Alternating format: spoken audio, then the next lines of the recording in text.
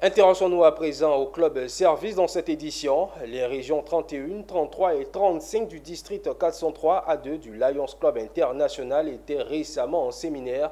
L'objectif de cette rencontre était de faire comprendre et accepter la mission 1.5 aux membres Lions de ces régions.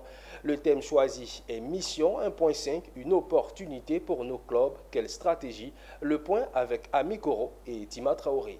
Le gouverneur du district 403A2 du Lions Club International, les présidents des régions 31, 33 et 35, les responsables et officiels Lions de tous ordres, c'est toute la crème du lionisme en Côte d'Ivoire qui s'est retrouvée récemment à la salle des banquets du ministère des Affaires étrangères.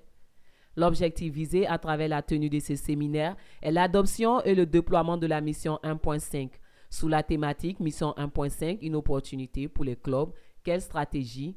Le gouverneur du district 403A2, Daniel Sampa, a invité les Lions à épouser cette nouvelle donne pour l'adoption d'un code de bonne pratique, activer le recrutement de 150 nouveaux membres, valider un processus éthique des radiations des membres et approuver les best practices en matière de rétention des membres.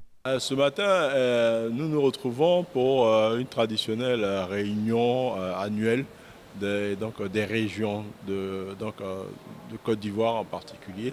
Et donc cette réunion-là consiste à faire un bilan, mais surtout à réfléchir sur les perspectives de notre association. Perspectives qui, pour les prochaines années, veut que nous puissions être capables de recruter à l'échelle mondiale de plus de 1 500 000 membres et pouvoir être capable d'impacter positivement plus d'1 milliard de personnes. À travers la mission 1.5, présentée à l'occasion par Jean-Claude Criot, le Lions Club International, dont la mission est le service, veut renforcer ses actions.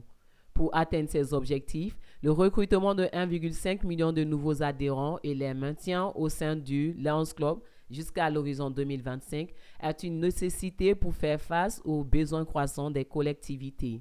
Ce séminaire a été marqué par la présence de Djeket Minata, directeur de cabinet adjoint du ministère des Affaires étrangères. Elle a, au nom du ministère en charge des Affaires étrangères, salué les actions du Lions Club et réitéré son engagement à apporter son soutien aux actions de l'organisation.